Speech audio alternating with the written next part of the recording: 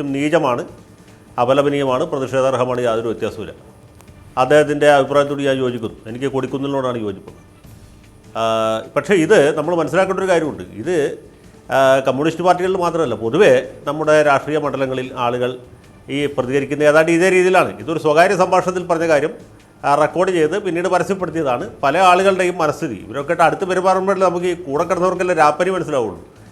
പൊതുവെ നമ്മുടെ പൊതുമണ്ഡലത്തിൽ കീഴാള വിഭാഗത്തിൽപ്പെട്ട ആളുകളോട്, അത് ഈഴവരായിക്കോട്ടെ, പുലയരായിക്കോട്ടെ, അല്ലെങ്കിൽ ദീപരായിക്കോട്ടെ, മുസ്ലിങ്ങളായിക്കോട്ടെ, മറ്റു വിഭാഗത്തിൽപ്പെട്ടവരായിക്കോട്ടെ, ലത്തീൻ കത്തോലിക്കരാവട്ടെ, പൊതുവെ ആളുകൾ ഒരു നീച മനസ്സുകൊണ്ടാണ് ഈ പ്രശ്നങ്ങളെയൊക്കെ അഭിമുഖീകരിക്കുന്നത്. പക്ഷേ ഇതിൽ അടിസ്ഥാനപരമായിട്ടുള്ള പ്രശ്നം ഇതെല്ലാം വേണം. ഈ ജാതി എന്നുള്ളൊരു വലിയ സാമൂഹിക യാഥാർത്ഥ്യമാണ്, രാഷ്ട്രീയ യാഥാർത്ഥ്യമാണ്. ഈ കമ്മ്യൂണിസ്റ്റ് പാർട്ടിക്കും മറ്റ് മുഖ്യധാരാ പാർട്ടികൾക്കും പറ്റിയുള്ള ഏറ്റവും വലിയൊരു പോരായ്മ എന്ന് പറഞ്ഞാൽ ജാതി എന്ന പ്രശ്നത്തെ അഭിസംബോധന ചെയ്യുന്നില്ല. ഇവർ ജാതിയില്ല, നമുക്ക് ജാതിയില്ല എന്ന് മതിലും എഴുതി വെച്ച് ജാതി ഇല്ലാണ്ടാവോ? ഒരിക്കലും ഇല്ല. ഞാൻ അന്നതിനെ എതിർത്ത ആളാണ്. നമുക്ക് ജാതിയില്ല എന്ന് ഗുരുദേവന് പറയാം, കാരണം അദ്ദേഹം ആ നിലയിൽ എത്തിയ ആളാണ്. സാധാരണക്കാർക്ക് ജാതിയുണ്ട്, ജാതി ഉണ്ടോ ഇല്ലയോ എന്ന യാഥാർത്ഥ്യവുമായി ബന്ധപ്പെട്ടൊരു സംഘടനമല്ല നമ്മുടെ ചർച്ചാ വിഷയം. എന്റെ ചോദ്യം, ആ പന്നപ്പുലയനെ കണ്ടാൽ അന്ന് വെള്ളം കുടിക്കില്ല എന്ന് പറഞ്ഞാൽ ആരാണ് മനസ്സിലാക്കുന്നത് അത് ചിറ്റയം ഗോപകുമാറിനെ പറ്റി മാത്രമാണെന്ന്?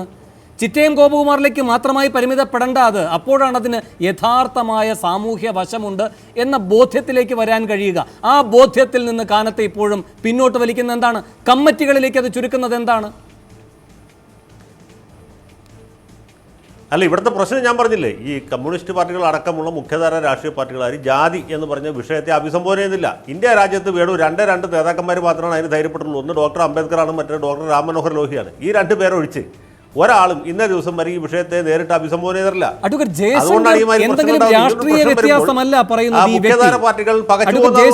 എന്തെങ്കിലും രാഷ്ട്രീയ അഭിപ്രായ വ്യത്യാസമല്ല ആ കമ്മിറ്റിക്കകത്തിരുന്ന് ചർച്ച ചെയ്ത് പരിഹരിക്കാനായിട്ടുള്ളത്. ഇവിടെ പറയുകയാണ് വെള്ളം കുടിക്കാൻ കഴിയില്ല എന്നത്. എന്ത് ബോധമാണ്, എന്ത് കമ്മ്യൂണിസ്റ്റ് ബോധമാണ് അപ്പോൾ ആ പാർട്ടിയിൽ അദ്ദേഹത്തെ തുടരാൻ ഇപ്പോഴും അർഹതയോടെ നിലനിർത്തുന്നത്?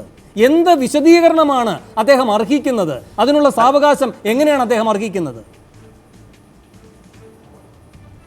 അല്ല, അദ്ദേഹത്തിന് ഒരു നോട്ടീസ് കൊടുത്തു, അദ്ദേഹത്തിന്റെ മറുപടി വാങ്ങിച്ചു, അദ്ദേഹത്തിന്റെ പേരിൽ നടപടി ഉണ്ടാകും തന്നെയാണ് ഞാൻ വിചാരിക്കുന്നത്. അദ്ദേഹത്തിന്റെ മറുപടി കിട്ടിയാൽ അതൊരു മനോജ് ചരളയിൽ ചിറ്റയം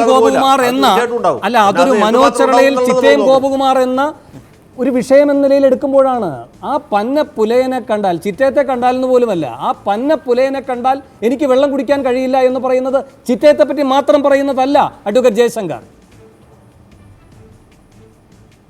അല്ല, അത് ആ രീതിയിലുള്ള പരാമർശങ്ങൾ പലരും നടത്തിയിട്ടുണ്ട്. ഞാൻ ആരും ന്യായീകരിച്ച് പറയല്ല. ഞാൻ ഈ മനോജ് ചരളലിനെ ന്യായീകരിച്ച് പറയല്ല. ബഹുമാനപ്പെട്ട നമുക്ക് ഏവർക്കും പ്രിയങ്കരായിരുന്ന ശ്രീ ഇ കെ നായനാർ പണ്ട് നിയമസഭയിൽ പറഞ്ഞില്ലേ, ആ ഹരിജൻ കുട്ടപ്പൻ അയാൾ എന്തൊക്കെ കോമാളിത്തരമാണ് കാണിച്ചതെന്ന് ചോദിച്ചില്ലേ? അപ്പോൾ നായനാർക്ക് എം എ കുട്ടപ്പൻ എന്നോ ഡോക്ടർ കുട്ടപ്പൻ എന്നോ പറയാൻ പറ്റില്ല. അദ്ദേഹത്തിൻ്റെ വായിൽ വന്ന ഹരിജൻ കുട്ടപ്പൻ എന്നായിരുന്നു.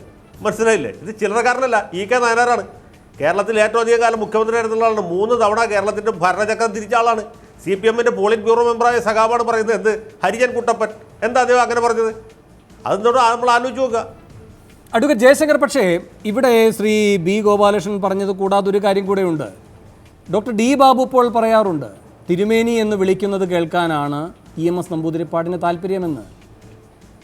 ഇനി ഈ VS അച്യുതാനന്ദനിലേക്ക് വരാം. VS അച്യുതാനന്ദൻ TJ ആഞ്ചലോസിനെ പറ്റി പറഞ്ഞ എന്താണ്? അതുപോലെ തന്നെ ഈ ഗൗരിയമ്മയെ പറ്റി VS പറഞ്ഞ എന്താണ്? ചോവത്തി എന്ന് പറയുമ്പോൾ.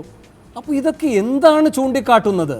അങ്ങനെ തിരുത്തപ്പെടാത്തൊരു EMS ഉണ്ട് എങ്കിൽ, തിരുത്തപ്പെടാത്തൊരു VS ഉണ്ട് എങ്കിൽ ഇവിടെ മനോജ് ചരളേലിന് ഒരു വിശദീകരണം കിട്ടാനുള്ള സാവകാശത്തിനും അവകാശമുണ്ട്. ഇവിടെ അവകാശങ്ങൾ നേടിയെടുത്തത് അപ്പോൾ ആരൊക്കെയാണ്? ചിറ്റയത്തിൻ്റെ മൗനം ഒരു അവകാശമല്ല, അതൊരു അധീനതയെ അംഗീകരിക്കലാണ്. അതൊരു അധികാരത്തിൻ്റെ ശബ്ദത്തിന് മുന്നിൽ നിൽക്കേണ്ടി വരുന്ന ഗതികെട്ട ഒരാളുടെ മൗനമാണ്. പക്ഷെ വീണ്ടും വീണ്ടും അവസരം കിട്ടുന്നത് തിരുത്തപ്പെടേണ്ടവർക്കാണ്. ഇതെവിടെയാണ് പരിഹരിക്കേണ്ടത് അഡ്വക്കേറ്റ് ജയശങ്കർ? തീർച്ചയായിട്ടും വേണുവിൻ്റെ വികാരത്തോട് ഞാൻ യോജിക്കുന്നു. നമ്മൾ സമീപകാലത്ത് പത്രത്തിൽ വായിച്ചില്ലേ, പട്ടികജാതിക്കാരനായ പഞ്ചായത്ത് പ്രസിഡന്റ് മാറി പുതിയ പ്രസിഡന്റ് വന്നപ്പോൾ അയാൾ ഇരുന്ന കസേര മാറ്റി പുതിയ കസേര വെച്ച എത്ര പഞ്ചായത്ത് പ്രസിഡന്റുമാർ ഈ നാട്ടിലുണ്ട്? ഈ സമീപകാലത്ത് പത്തനംതിട്ട ജില്ലയിൽ തന്നെ, ആ സ്കൂളിൻ്റെ പേര് ഞാൻ മറന്നുപോയി, ഒരു സ്കൂളിൽ ഒരു പട്ടികജാതിക്കാരിയായ പഞ്ചായത്ത് പ്രസിഡന്റ് ദേശീയ പതാക ഉയർത്താൻ വന്നപ്പോൾ പട്ടികജാതിക്കാരിയായ നീ പതാക ഉയർത്തണ്ട, പതാക ഞാൻ ഉയർത്തിക്കൊള്ളാം എന്ന് പറഞ്ഞ ഹെഡ് മാസ്റ്റർ ആ പതാക തട്ടിപ്പറിച്ച് ഉയർത്തിയ സംഭവം മാതൃഭൂമി പത്രത്തിലടക്കം വായിച്ചതാണ്. എന്നിട്ടായി ഈ ഇടതുപക്ഷ സർക്കാർ ഭരിക്കുന്ന കേരളത്തിൽ ആ പട്ടികജാതിക്കാരനായ പഞ്ചായത്ത് പ്രസിഡന്റ് പരാതി കിട്ടിയപ്പോൾ ഹെഡ് മാസ്റ്ററെ അദ്ദേഹം ജോലി ചെയ്ത സ്കൂളിൽ നിന്ന് വേറെ സ്കൂളിലേക്ക് മാറ്റി, അത്രേ ഉള്ളൂ. മനസ്സിലായില്ലേ? ഇനി വേറൊന്ന് പറയാം. നമ്മുടെ ഡോക്ടർ എം എ കുട്ടപ്പൻ മന്ത്രിയായിരിക്കുന്ന സമയത്ത്, വേറെ എങ്ങുമല്ല, മന്ത്രിയായിരിക്കുമ്പോൾ അദ്ദേഹം സ്പീക്കർ മാത്രം യാത്ര ചെയ്യുന്ന കയറി പോകുന്ന ഒരു ലിഫ്റ്റ് ഉണ്ട് കേരള നിയമസഭയിൽ. അത് വക്കം പുരുഷോത്തമൻ ഇരിക്കുമ്പോഴാണ്. അത് സ്പീക്കർ കയറുന്ന സമയത്ത് നമ്മുടെ കുട്ടപ്പനും കയറി. ആ സെക്കൻഡിൽ കുട്ടപ്പനെ ആ ലിഫ്റ്റിൽ നിന്ന് ഇറക്കി വിട്ടു വക്കം പുരുഷോത്തമൻ. അത് എം വി രാഘവനോടാണെങ്കിൽ ഇറങ്ങിപ്പോകാൻ പറയുമോ? പറയില്ല. ഉമ്മൻചാണ്ടിയോടാണെങ്കിൽ പറയുമോ? പറയില്ല. ആരോടാണെങ്കിലും പറയില്ല. അത് കുട്ടപ്പനായതുകൊണ്ടാണ് വക്കം പുരുഷോത്തമന് അത്ര ധൈര്യം ഉണ്ടായത്. ഇങ്ങനെയുള്ള വിവേചനമൊക്കെ നമ്മുടെ നാട്ടിൽ ഇപ്പോഴും ഉണ്ട്. അല്ലാണ്ട് ഞാനതാ പറഞ്ഞത്, മതിലും മുകളിൽ എനിക്ക് ജാതിയില്ല എന്ന് എഴുതി വെച്ചുകൊണ്ട് ജാതി ഇല്ലാണ്ടാവില്ല. ശരി, ഞാൻ താങ്കളേക്ക് തിരികെ എത്താം. ശ്രീ സണ്ണി എം കബിക്കാട്, ശ്രീ സണ്ണി, ഇതിനകത്ത് എവിടെയാണ് പിശകു പറ്റിയിരിക്കുന്നത്?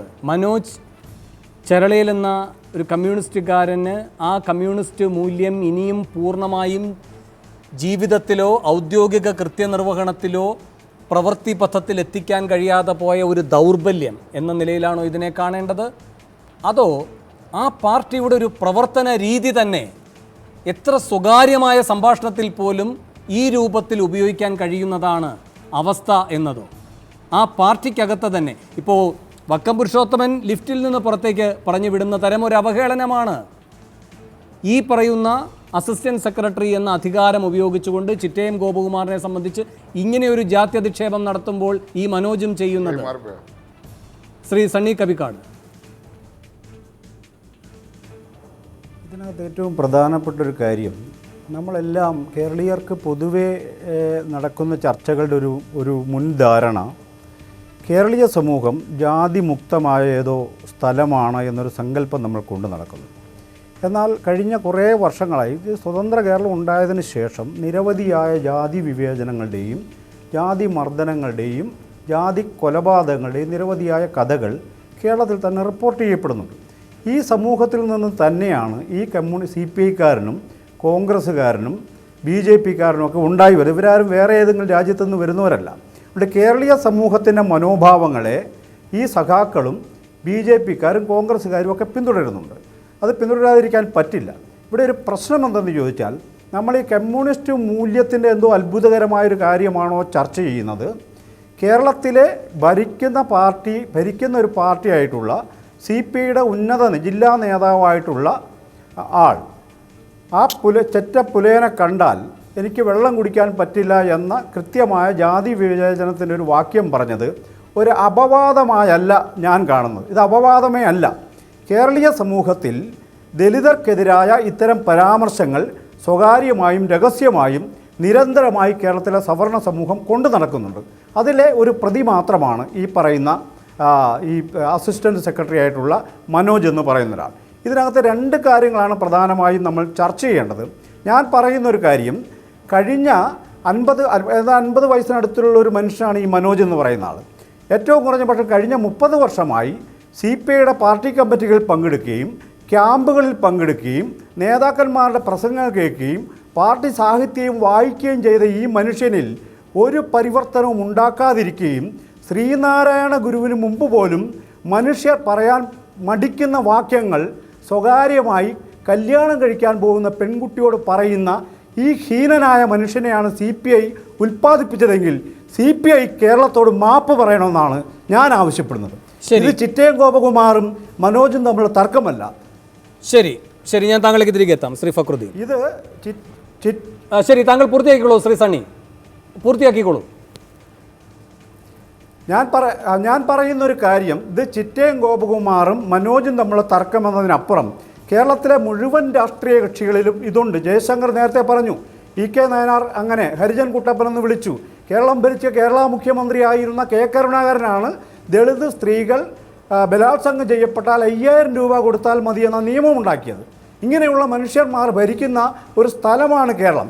ഇവിടെ എല്ലാ കമ്മ്യൂണിസ്റ്റ് പാർട്ടിയിലും എല്ലാ BJP-യിലും കോൺഗ്രസിലുമെല്ലാം കൊടിക്കുന്നിൽ സുരേഷിൻ്റെ ഒരു റിപ്പോർട്ട് ഇപ്പോൾ ഞാൻ പോരുന്നതിന് മുമ്പ് കാണുകയുണ്ടായി. കോൺഗ്രസിൽ ജാതിയുണ്ട് എന്ന് ഡൂൾ ന്യൂസിൽ വരുന്ന ന്യൂസാണ്. കോൺഗ്രസിൽ ജാതിയുണ്ട് തുറന്നു പറഞ്ഞൊരു ഞാനതിലേക്ക് വരാം. ശ്രീ ഫക്രുദ്ദീൻ അലി, ജാത്യഭിമാനക്കൊല, ദുരഭിമാനക്കൊല എന്നൊക്കെ നാം ഇങ്ങനെ പത്രങ്ങളിൽ കേൾക്കുന്നുണ്ട്. എന്തൊക്കെ പറഞ്ഞാലും, ഇനി എന്തൊക്കെ അച്ചടക്ക നടപടി വന്നാലും ഈ CPIക്കകത്ത് തന്നെ ഞാനിനി ആ വാക്കുകൾ ഉപയോഗിക്കുന്നില്ല, കാരണം പ്രതികരണം വരുന്നത് ആ വാക്കുകൾ ആവർത്തിക്കരുത് എന്നാണ്. ഈ പറയുന്ന അധിക്ഷേപാർഹമായ ആ വിളിച്ച വ്യക്തിയും ആ വിളി കേട്ട വ്യക്തിയും ഇതേ സംവിധാനത്തിൽ തുടരേണ്ടി വരും. അതുകൊണ്ട് തന്നെ അതൊരു പരിഹാരമാകുന്നില്ല. 1. 2, ജാത്യഭിമാനക്കൊല നടന്നു കഴിഞ്ഞിരിക്കുന്നു. ഫക്രുദ്ദീൻ, ചിറ്റയം ഗോപകുമാറിൻ്റെ അഭിമാനം കൊല ചെയ്യപ്പെട്ട് കഴിഞ്ഞിരിക്കുന്നു. എന്നിട്ടും പ്രതിയുടെ സംരക്ഷക വേഷം ഇടാനാണ് കാനമടക്കം ഇപ്പോഴും താല്പര്യം കാണിക്കുന്നത്. അതുകൊണ്ടാണ് ശ്രീ സണ്ണി പറയുന്നത് CPI മാപ്പ് പറയണമെന്ന്. ഇതൊരു വലിയൊരു ഹിപ്പോക്രസിയുടെ ഒരു വലിയൊരു പ്രശ്നമുണ്ട്. ഇപ്പം നമ്മുടെ ഉള്ളിൽ ഈ പറയുന്ന ജാതി ചിന്തകളെല്ലാം തന്നെ ജനാധിപത്യത്തിൻ്റെ ഭാഗമായി കേരളം ഈ മറ്റ് സംസ്ഥാനങ്ങളെ അപേക്ഷിച്ച് ഭേദം എന്ന് മാത്രമേ ഞാൻ പറയൂ. ഇവിടെ ജാതി ഇല്ല എന്നൊന്നും ഞാൻ പറയില്ല. മറ്റ് സംസ്ഥാനങ്ങളെ അപേക്ഷിച്ച് പുരോഗമന പ്രസ്ഥാനത്തിൻ്റെ ഒക്കെ ഫലമായിട്ട് പ്രവർത്തന ഫലമായിട്ട് മാറ്റം വന്നിട്ടുണ്ട്. നവോത്ഥാന പ്രസ്ഥാനത്തിൻ്റെയൊക്കെ ഫലമായിട്ട് എന്ന് വെച്ചാൽ നമുക്ക് ഒരുമിച്ച് ക്ലാസ്സിൽ നിന്ന് പഠിക്കാം. എൻ്റെ ഇവിടെ തന്നെ ഒരു ദളിതോ മറ്റോ ചർച്ചയ്ക്ക് ഇരുന്ന ബ്രാഹ്മണൻ ഞാൻ ആ ജാതി ചോദിക്കില്ല. അങ്ങനെയുള്ളൊരു മാറ്റം കേരളത്തിൽ വന്നിട്ടുണ്ട്. ഒരു പൊതുകിണറ്റിന് വെള്ളം എടുത്തു കഴിഞ്ഞാൽ ചുട്ട് കരിക്കില്ല. ചിലപ്പം അടി കിട്ടി എന്നൊക്കെ വരാം, കിട്ടിയത് എനിക്കറിയില്ല. ഏതായാലും ചുട്ടി അടിക്കുന്ന ഒരു അവസ്ഥയോ അല്ല അടി കിട്ടിയ അവസ്ഥ ഇതുവരെ റിപ്പോർട്ട് ചെയ്യപ്പെട്ടിട്ടില്ല. പക്ഷേ ഈ പറഞ്ഞ ഹിപ്പോക്രസിയുടെ വല്ലാത്തൊരു പ്രശ്നമുണ്ട്. ഹിപ്പോക്രസിയുടെ പ്രശ്നം CPIയിലെ ഹിപ്പോക്രസിയുടെ പ്രശ്നം കൂടുതലാണ്. ഞാൻ CPM CPI കമ്പയർ നായനാർ പറഞ്ഞു എന്ന് പറഞ്ഞു. നായനാർ ഓപ്പണായിട്ടാണ് പറയുന്നത്. പക്ഷേ CPIയെ സംബന്ധിച്ചിടത്തോളം ബാബു ഇപ്പോൾ പറഞ്ഞത് EMS നമ്പൂതിരിപ്പാടിനെ പറ്റിയുള്ളത് അത് ഓപ്പണായി പറഞ്ഞില്ല എന്നതുകൊണ്ട് അത് അസാധുവാകുന്നില്ല. അല്ല, ഞാൻ പറഞ്ഞത് നായനാരെ പോലുള്ള ആൾ ഓപ്പണായി പറയും. ഇതിന് രണ്ട് പാർട്ടിയും തമ്മിൽ വ്യത്യാസമാണ് ഞാൻ പറഞ്ഞത്. നായനാരെ പോലുള്ള ആൾ ഞാനിതാണ് ഇങ്ങനെയൊക്കെയാണെന്ന് ഓപ്പണായി പറയാനുള്ള ചങ്കൂറ്റമുണ്ട്. ഹിപ്പോക്രസി ധാരാളം കുറവാണ്. CPIയെ സംബന്ധിച്ചിടത്തോളം CPI എല്ലാ കാര്യത്തിലും വലിയ വർത്തമാനം പറയും. ഒരു കാര്യം തുറന്നു പറയുന്നു എന്നതുകൊണ്ട് അതിനൊരു ജാമ്യം കൊടുക്കരുത്. അതല്ല, നിലവിലുള്ള രാഷ്ട്രീയ കോണ്ടെക്സ്റ്റ് കൂടി നമ്മൾ നോക്കേണ്ടതായിട്ടുണ്ട്. CPM ഏറ്റവും മോശം തുറന്നു പറയുന്നത് കൊണ്ട് തെറ്റാകുന്ന ഒരു കാര്യമല്ല ഇത്. മനോജ് ചരളയിൽ രഹസ്യമായി പറഞ്ഞതുകൊണ്ടുള്ള ഒരു ഹിപ്പോക്രസിയുടെ പ്രശ്നമല്ല നമ്മൾ ചർച്ച ചെയ്യുന്നത്. ഹിപ്പോക്രസിയുടെ ഒരു പ്രശ്നം കൂടിയാണ്. നമ്മുടെ സബ്ടെറേനിയൻ ഡെപ്തിലുള്ള നമ്മൾ പുരോഗമിച്ചു എന്ന് പറയുമ്പോഴും ഈ ഹിപ്പോക്രസി നമ്മുടെ ഉള്ളിലുണ്ട്. ഫക്രുദ്ദീൻ അലി അതിന് ശ്രീ കൊടിക്കുന്നിൽ നേരത്തെ ഒരിക്കൽ പ്രതികരിച്ചപ്പോൾ പറഞ്ഞ കാര്യമാണ് അതിനുള്ള മറുപടി. ഇവിടെ ഈ ഭാവി വധു എന്നൊക്കെ പറഞ്ഞ സ്വകാര്യതകളും വ്യക്തിപരമായ തലങ്ങളും എല്ലാം മാറ്റിവെക്കും. അദ്ദേഹത്തിന് ഒരു തരം സമ്മർദ്ദമില്ലാതിരിക്കുമ്പോഴും ഒരു സംഭാഷണ മധ്യേ താങ്കൾ ഇങ്ങോട്ട് വരുന്നില്ലേ, താങ്കളുടെ നേതാവും ഉണ്ടല്ലോ എന്ന് ചോദിക്കുന്ന ചോദ്യത്തിനുള്ള മറുപടിയായിട്ടാണ് ഈ അധിക്ഷേപാർഹമായ പരാമർശം നടക്കുന്നത്. എന്ന് വെച്ചാൽ ഒരു കാര്യാന്വേഷണം നടത്തുന്ന വ്യക്തിയോട് ഇത്രയും അധിക്ഷേപാർഹമായി പ്രകോപനപരമായി പ്രതികരിക്കാനുള്ള ഒരു സാഹചര്യവും മനോജിനില്ല എങ്കിൽ ഇത് മനോജിന്റെ മനോഭാവമാണ്. ഇത് ആ സ്വകാര്യ സംഭാഷണത്തിൽ മാത്രമല്ല, ഇത് പാർട്ടി കമ്മിറ്റിയിലും ഉണ്ടാകും. ചിറ്റയം വരാൻ വരികയാണെങ്കിൽ പറയുന്നുണ്ടാകും ഇതേ വാക്ക് തന്നെ അയാളെ. ഇത് ഹിപ്പോക്രസി എന്നല്ല, എന്താ ഇപ്പുറത്ത് പുരോഗമനം പറയുന്നു, ആധുനികത പറയുന്നു, സമത്വ ജനാധിപത്യം. ഒരു ഹിപ്പോക്രസിയുമില്ല, ഇതൊരു മനോഭാവമാണെന്നാണ് ഞാൻ പറയുന്നത്. ഇത് ഒരു സമ്മർദ്ദവും ഇല്ലാതെ ഒരാൾ പ്രയോഗിക്കുന്ന ഒരു പദമാണ്. ഈ മനോഭാവത്തെ മറച്ചു വെച്ചിട്ടാണല്ലോ ഇപ്പോഴത്തെ വിപ്ലവം പറയുന്നത്. ഇതിനെയാണ് ഈ വേണു ഞാൻ ഹിപ്പോക്രസി എന്ന് വിളിക്കുന്നത്. ഞാൻ നിങ്ങളെ അങ്ങനെ ഒരു മറയിടണ്ട, അങ്ങനെ ഒരു സാങ്കല്പിക മറയിടണ്ട. അതാ ഇപ്പുറത്ത് നിന്ന് ഇങ്ങനെ ചെയ്യുന്നു, പിന്നെ ഇപ്പുറത്ത് വന്ന് മാറ്റി പറയുന്നു എന്ന്. നമ്മുടെ മുന്നിൽ നിൽക്കുന്നത് ഒരു യാഥാർത്ഥ്യമാണ്. ഫക്രുദ്ദീൻ ഇത് സണ്ണി കബിക്കാടിന് മനസ്സിലാകില്ല, ഇത് കൊടിക്കുന്നിൽ സുരേഷിന് മനസ്സിലാകില്ല, ഇത് ചിറ്റയം ഗോപകുമാറിന് മനസ്സിലാകില്ല. അല്ലേ വേണു, ഞാനൊരു കാര്യം ചോദിക്കട്ടെ. ഇവിടെ നമ്മുടെ മുന്നിലുള്ള പ്രോബ്ലം എന്താണ്? ഇത് നമ്മൾ ചർച്ച ചെയ്യാൻ കാരണം എന്താണ്? ഇത് കമ്മ്യൂണിസ്റ്റ് പാർട്ടി ആയതുകൊണ്ടാണ്. വേണു എന്നെ ആദ്യം പറയണ്ടേ എന്താണ്? പുരോഗമനം പറയുന്നു, ജനാധിപത്യം പറയുന്നു, പ്രബുദ്ധതയെ പറ്റി പറയുന്നു. CPI പറ്റി പറയുകയാണെങ്കിൽ ഇപ്പോൾ അടുത്ത CPM ഒരു ഉടായ്പ പാർട്ടിയാണ്, ഞങ്ങളാണ് ഏറ്റവും നല്ല പാർട്ടി, ഞങ്ങളാണ് യഥാർത്ഥ കമ്മ്യൂണിസ്റ്റ് എന്ന് പറയുന്നു. ആ പാർട്ടിയുടെ നേതാവ് ഏറ്റവും ലഗാനെ പോലെയുള്ള മനഃശാസ്ത്രജ്ഞർ പറഞ്ഞിട്ടുണ്ട്, നിങ്ങളെ ഒരു നാക്ക് പിഴ, നിങ്ങളെ സ്വകാര്യ സംഭാഷണത്തിൽ നിങ്ങൾ പറയുന്നത് എന്താണോ അതാണ് സത്യമായി, അതാണ് കൃത്യമായി നിങ്ങൾ ആരാണ് എന്ന് അടയാളപ്പെടുത്തുന്നത്. ആ രീതി കൃത്യമായി അടയാളപ്പെടുത്തുകയാണ്. അതാണ് ഞാൻ പറഞ്ഞത്. ഇത് ഞാൻ CPIയിൽ മാത്രമായിട്ട് ഒതുക്കുന്നില്ല. ഇപ്പം CPI ഈ വലിയ ആദർശം ഇവിടെ സീറ്റ് കച്ചവടം നടത്തി നമുക്കറിയാം. അപ്പം അങ്ങനെ പല കാര്യങ്ങളുണ്ട്, ഞാൻ അതിലേക്ക് പോകുന്നില്ല. പക്ഷേ ഇന്ത്യൻ ജനാധിപത്യത്തിന് വലിയൊരു പ്രോബ്ലം, നമ്മളെ ഒരു ജനാധിപത്യ വിപ്ലവം, ഒരു മോഡേൺ വിപ്ലവം, ഒരു ബൂഷ്യ വിപ്ലവം നമ്മൾ കംപ്ലീറ്റ് ചെയ്തിട്ടില്ല. ആ കംപ്ലീറ്റ് ചെയ്യാതെ ഒരു സെമി ഫ്യൂഡലായ സിസ്റ്റത്തിലേക്ക് നമ്മൾ ജനാധിപത്യം കൊണ്ടുവരികയായിരുന്നു. കേരളം പോലത്തെ സൊസൈറ്റിയിൽ നമ്മുടെ നാരായണ ഗുരു നവോത്ഥാന പ്രസ്ഥാനങ്ങൾ വന്നു, അതിനുശേഷം ഇടതുപക്ഷ പ്രസ്ഥാനം കൂടി വന്നതുകൊണ്ട് നമുക്ക് കുറച്ച് മുന്നോട്ട് പോകാൻ പറ്റി. ചരിത്രത്തിന്റെ ദശകളെ ചാടിക്കടക്കണമെന്നൊന്നുമല്ല ഞാൻ പറയുന്നത്. അത്ര മഹത്തായ ഒരു തരം ഈ പ്രശ്നപരിഹാരത്തിൻ്റെ പ്രയാസങ്ങളെ പറ്റിയുമല്ല നാം ഇവിടെ ചർച്ച ചെയ്യേണ്ടത്. ചിറ്റയം ഗോപകുമാറിൻ്റെ, കൊടിക്കുന്നിൽ സുരേഷിൻ്റെ അകത്തെ മുറിവുണ്ട്.